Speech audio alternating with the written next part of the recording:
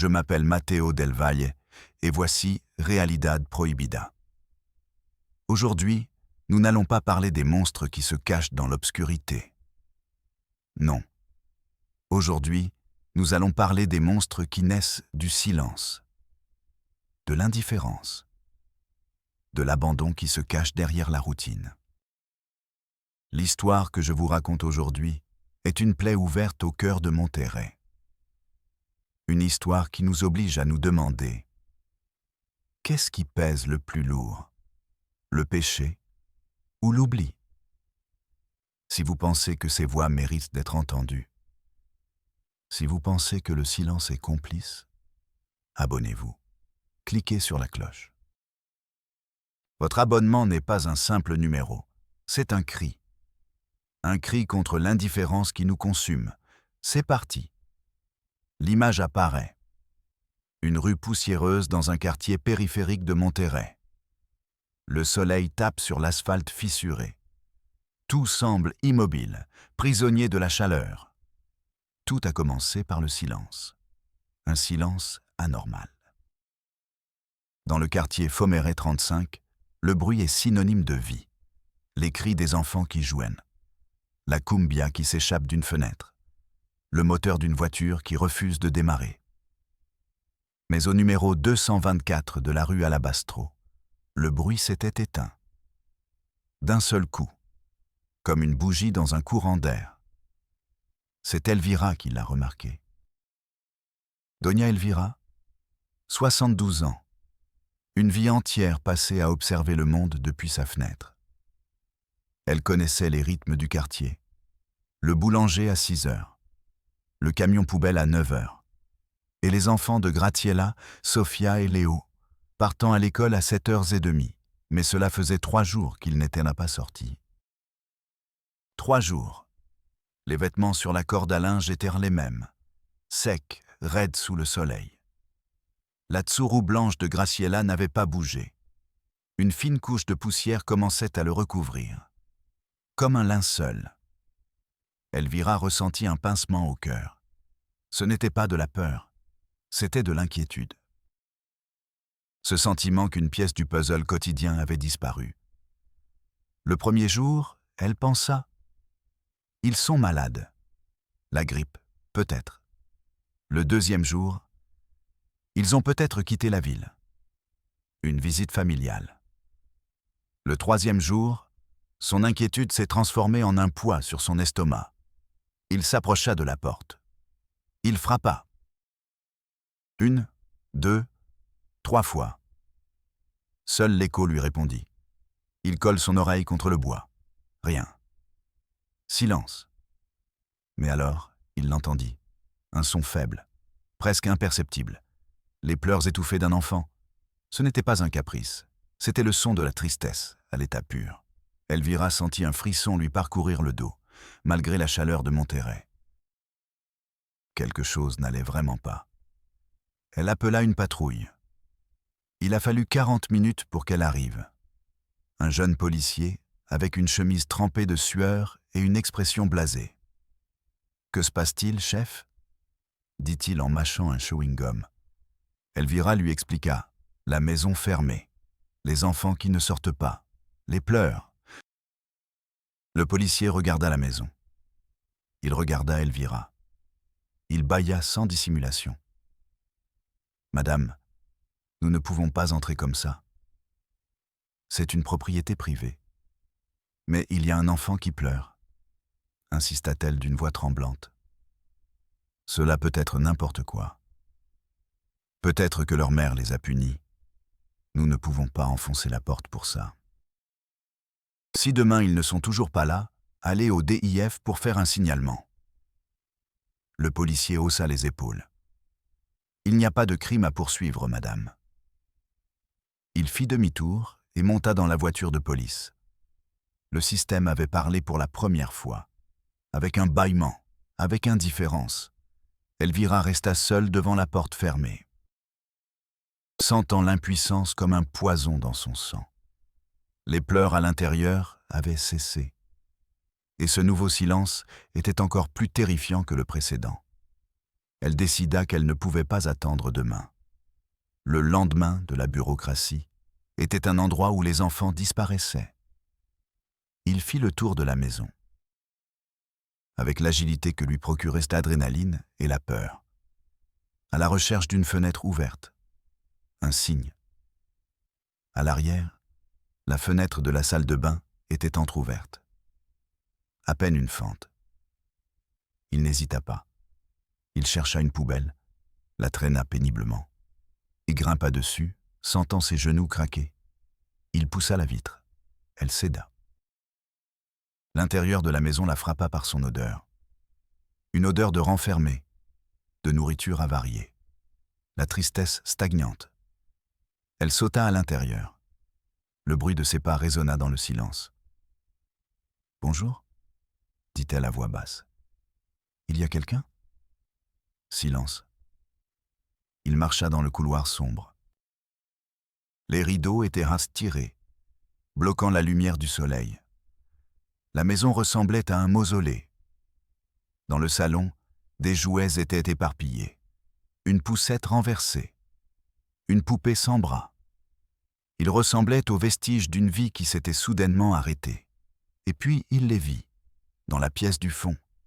Ils étaient assis par terre, enlacés. Sophia, l'aînée, âgée de 8 ans. Léo, le petit, 5 ans. Sophia avait le regard perdu, vide. Léo avait les yeux rouges et gonflés. Il était blotti contre sa sœur, tremblant. À côté d'eux, sur le sol, se trouvait une boîte de haricots ouverte, à moitié ouverte, avec des bords dentelés et dangereux, et une cuillère tordue. Sophia avait essayé d'ouvrir la boîte avec la cuillère. Ses petits doigts étaient rouges. Blessés. Cette image, la boîte de conserve, la cuillère, les doigts de la petite fille. Elle resta gravée à jamais dans l'esprit d'Elvira. C'était le symbole parfait de l'abandon, l'innocence confrontée à la survie la plus crue. « Mes enfants » murmura Elvira en tombant à genoux. Sophia leva les yeux. Il n'y avait aucune surprise dans ses yeux, seulement une fatigue infinie. « Nous avons faim » dit-elle d'une voix qui ne semblait pas être celle d'une fillette de 8 ans. C'était une voix vieille, brisée. « Où est ta maman » demanda Elvira, le cœur serré. Sophia baissa les yeux vers le sol. Sa petite voix n'était qu'un murmure. « Elle est partie. » « Où est-elle partie, ma petite ?»« Elle a dit qu'elle allait se marier, pour être heureuse. » Elvira eut l'impression de manquer d'air. La pièce semblait tourner. Le froid dans ses mains, l'odeur métallique de la boîte de haricots. Les tremblements du corps de Léo. Tout se mélangeait dans un mélange nauséabond d'horreur et de chagrin. Avec qui, Sophia ? Avec qui est-il parti se marier ? La petite fille ne répondit pas. Elle se contenta de pointer du menton la table de la cuisine. Sur la table, à côté d'un verre d'eau à moitié bu, il y avait une feuille de cahier. Arrachée, pliée en deux. Elvira se leva, marchant comme dans un rêve. Elle prit le papier. Ses mains tremblaient tellement que les lettres dansaient. C'était l'écriture précipitée de Graciela. Ce n'était pas une lettre. C'était un mot. Froide, directe, comme un coup de poing. « Mes enfants, j'ai dû partir. La vie que je veux n'est pas ici. J'ai trouvé le véritable amour, et je ne vais pas le laisser passer. Ricardo et moi allons nous marier. Ne me cherchez pas. Je vous ai laissé à manger. Soyez sages. Ricardo. » Ce nom frappa Elvira. Ricardo, le neveu de Graciela, le fils de sa sœur aînée, un garçon de 22 ans qui venait parfois leur rendre visite. Elvira dut s'appuyer contre le mur. Ses jambes ne la soutenaient plus. Elle relut la note. 1, 2, 3 fois. Les mots ne changeaient pas. Ce n'était pas une erreur. Ricardo, son neveu. La mère de ses enfants les avait abandonnés. pour s'enfuir avec son propre sang, pour épouser le fils de sa sœur. L'horreur avait un nouveau nom, inceste. Abandon. Les mots flottaient dans l'air vicié de la cuisine. Ils étaient laids, lourds, comme des pierres. Elvira regarda les enfants. Sophia avait toujours le regard perdu. Léo s'était remis à pleurer, en silence. Des larmes silencieuses roulaient sur ses joues sales. Que comprenait-il à tout cela? Il ne savait qu'une seule chose. Maman était partie, et elle les avait laissés seuls, avec une boîte de haricots et une cuillère tordue. Pour comprendre l'abîme, il faut regarder en arrière. Il faut parcourir les couloirs brisés de la mémoire. Graciela n'est pas née monstre. La plupart du temps, les monstres sont fabriqués. Son enfance était un champ de mines. Dans une maison modeste d'Apodaca, un père absent, qui n'apparaissait que pour boire et frapper. Une mère vaincue, qui pansait ses blessures dans le silence et la résignation. Les frontières dans cette maison étaient floues. Il n'y avait pas d'étreinte. Il y avait des attouchements. Il n'y avait pas de secret de famille. Il y avait des silences complices. L'abus n'était pas un événement. C'était l'air que l'on respirait. Graciela a grandi en apprenant que l'amour était quelque chose qui faisait mal.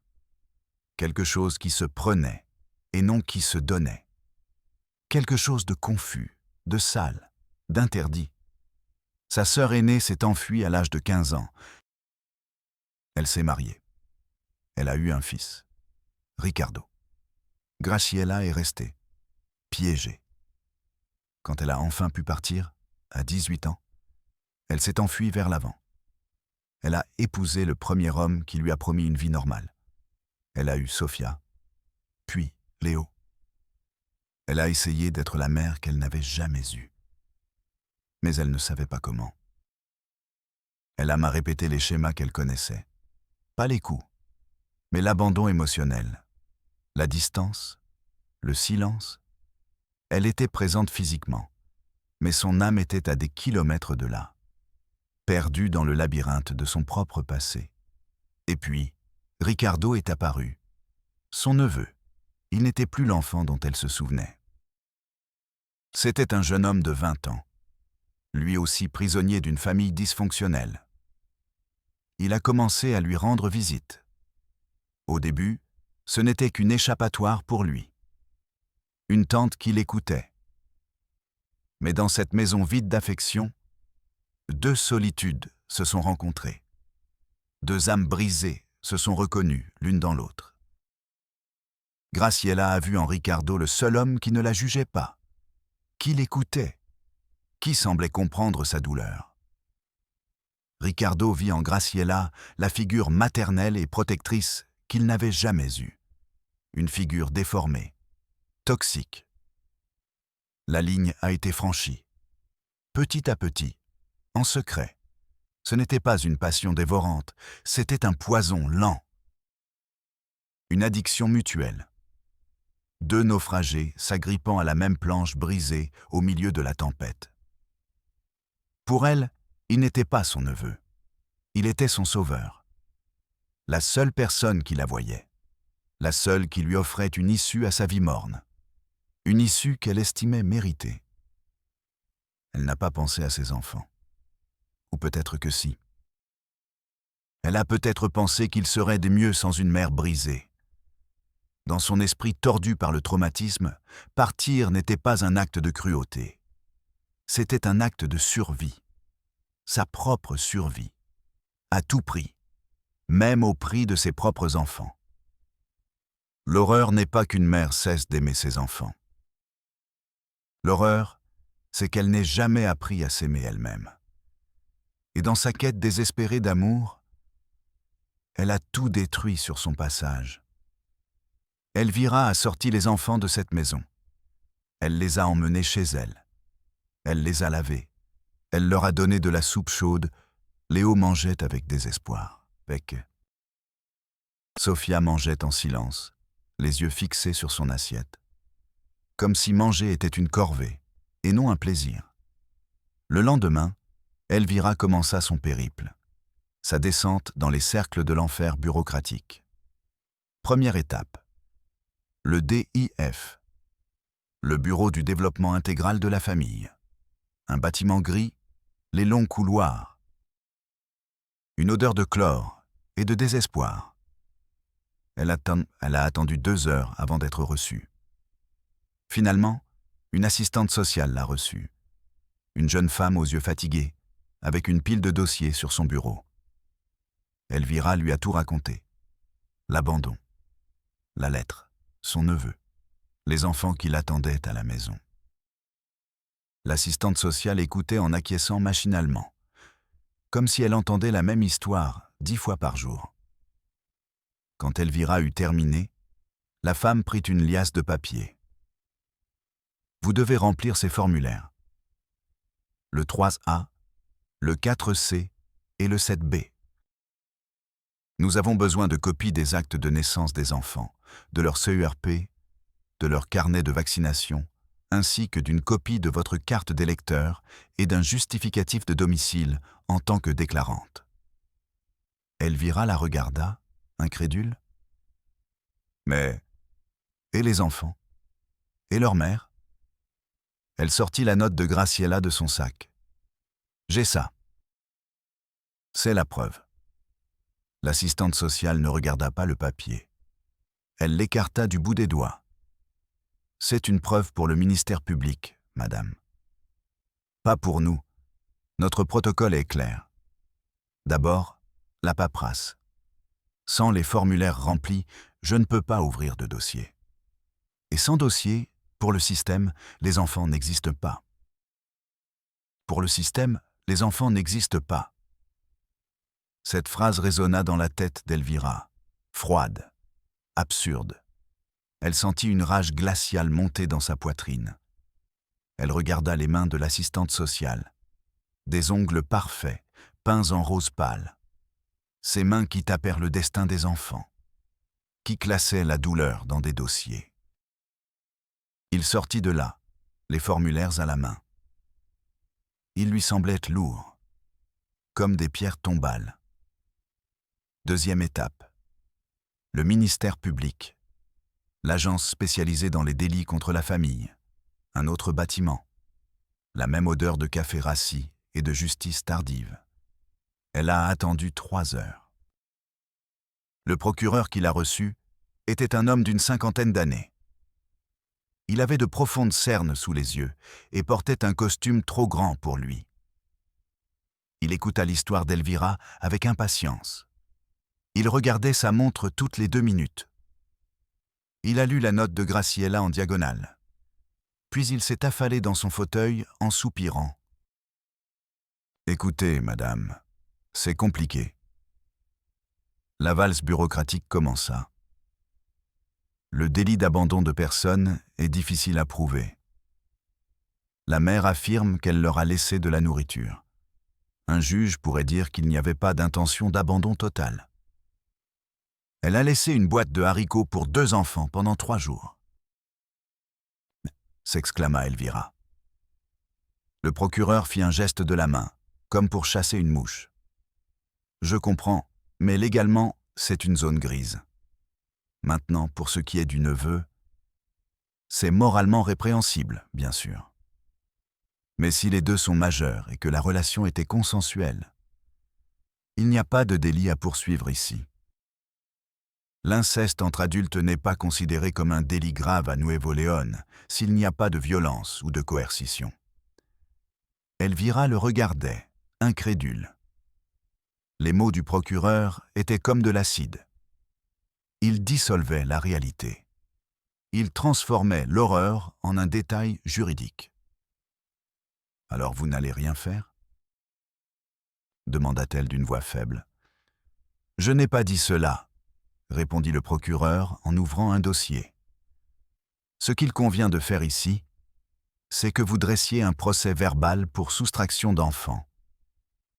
Mais comme la mère est la tutrice légale, cela n'est pas possible. Nous pouvons donc ouvrir un dossier d'enquête pour négligence.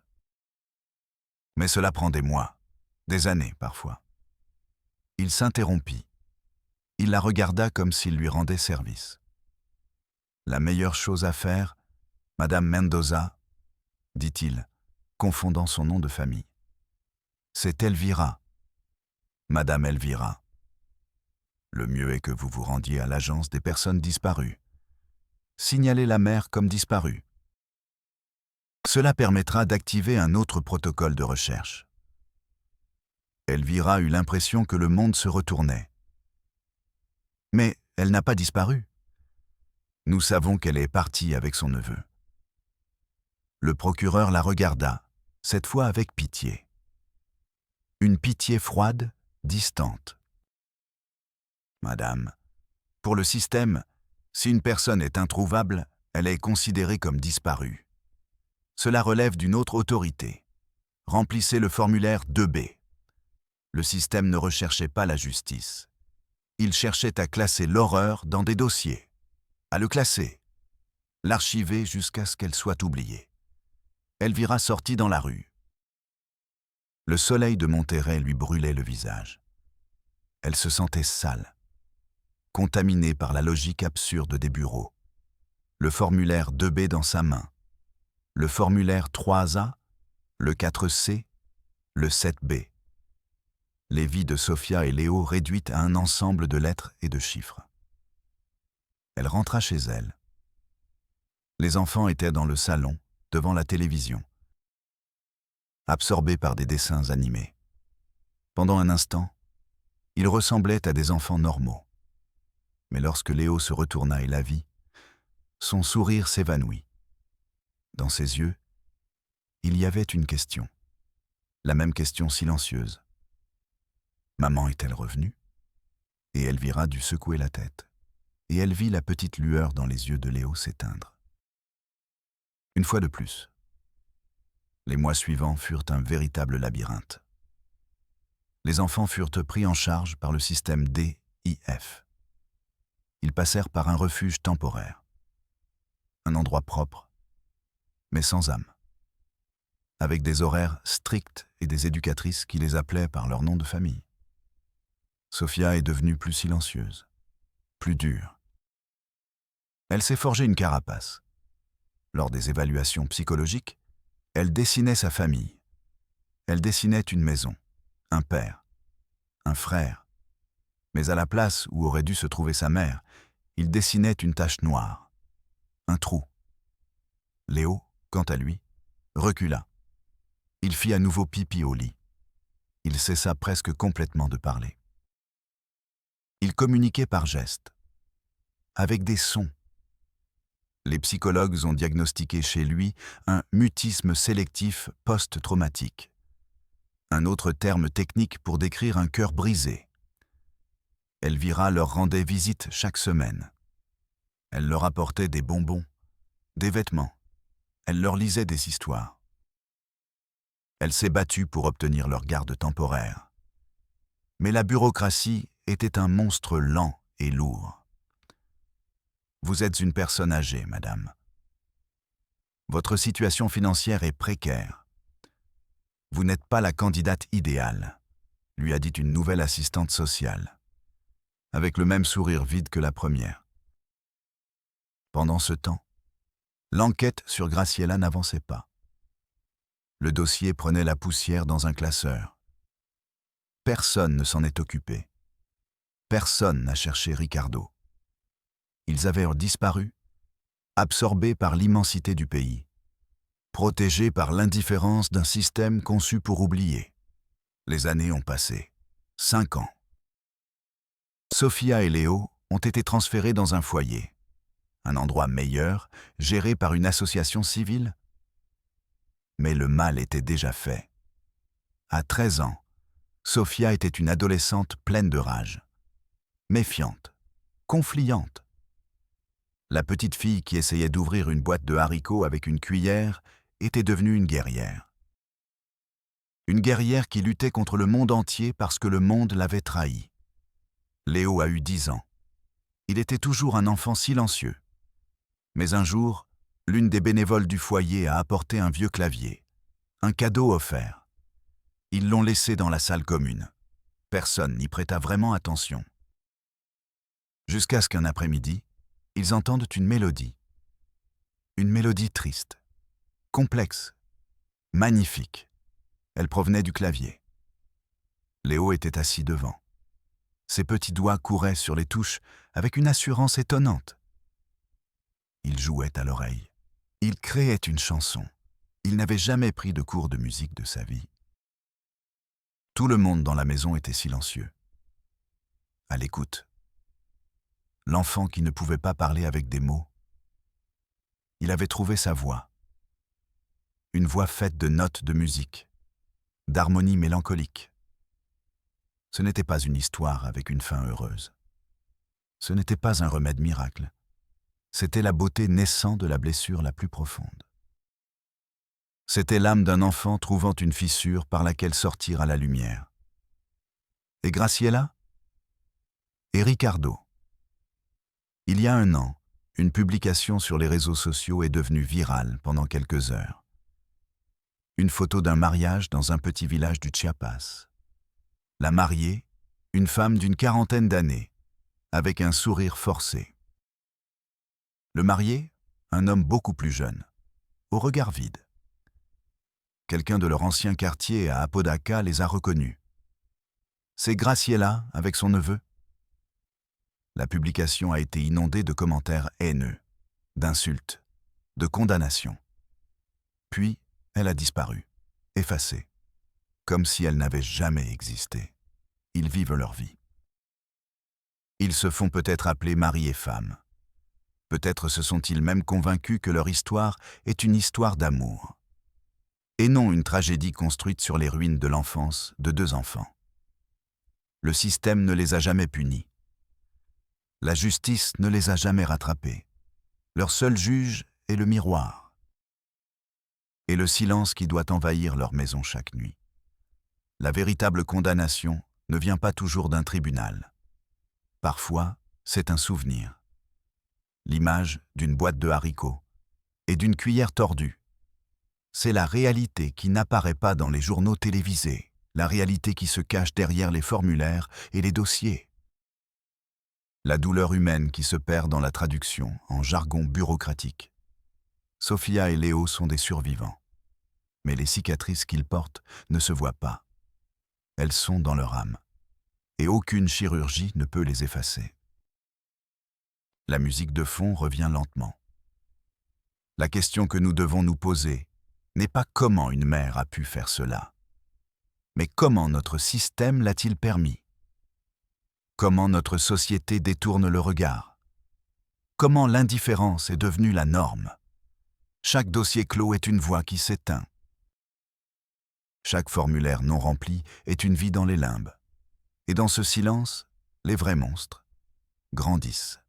Je suis Padre Del Val et rendez-vous à la prochaine Realidad Mexico.